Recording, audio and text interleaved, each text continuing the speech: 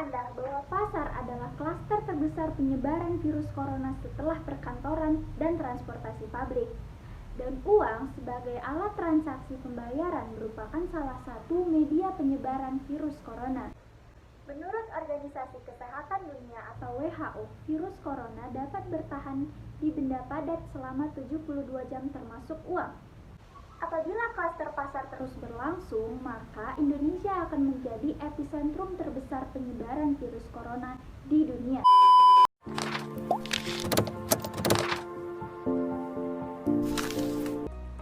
Assalamualaikum warahmatullahi wabarakatuh. Saya Sofia Husna, mahasiswi Prodi Hukum Ekonomi Syariah Fakultas Syariah dan Hukum UIN Sumatera Utara. Saya adalah kelompok KKNDR 46 UINSU. Kali ini saya akan membahas tentang strategi ampuh menekan penyebaran virus corona melalui sektor perekonomian.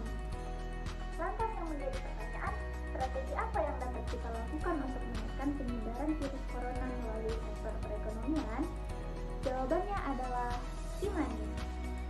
E-money atau uang elektronik didefinisikan sebagai alat pembayaran dalam bentuk elektronik di mana nilai uangnya tersimpan dalam media tertentu seperti chip atau server. Penggunanya harus menyetorkan uangnya terlebih dahulu kepada penerbit dan disimpan dalam media elektronik sebelum menggunakannya untuk keperluan transaksi.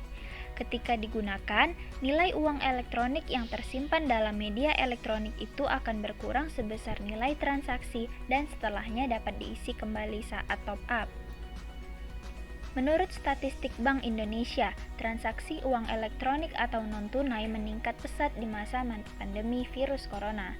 Deputi Gubernur Senior Bank Indonesia, Destri Damayanti mengungkapkan transaksi uang elektronik pada April 2020 telah mencapai 17,6 triliun atau meningkat 16,7% dibanding Maret dan 64,5% dibanding periode tahun sebelumnya. Lantas yang menjadi pertanyaan, mengapa harus uang elektronik?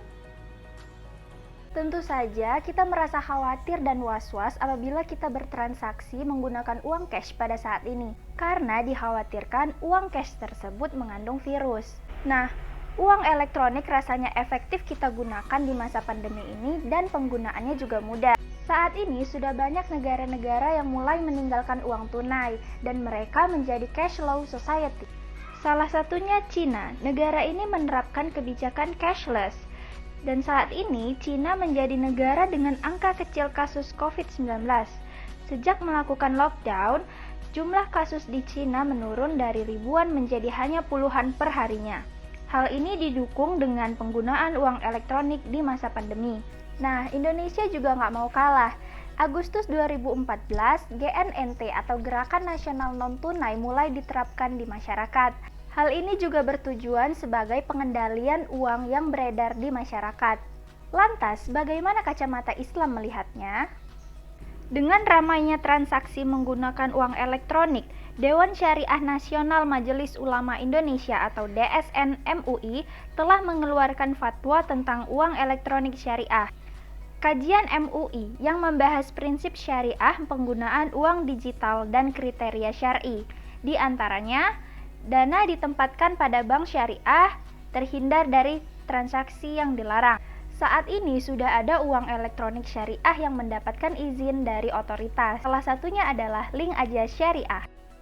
Hal ini bisa menjadi pilihan bagi kita yang ingin bertransaksi sesuai kaidah syariah tanpa unsur judi, gharar, dan riba, dan tentunya aman dari kemungkinan terpapar virus corona. Cukup sekian dari saya. Assalamualaikum warahmatullahi wabarakatuh. Sunday morning rain is falling. Dress some cover, share some skin.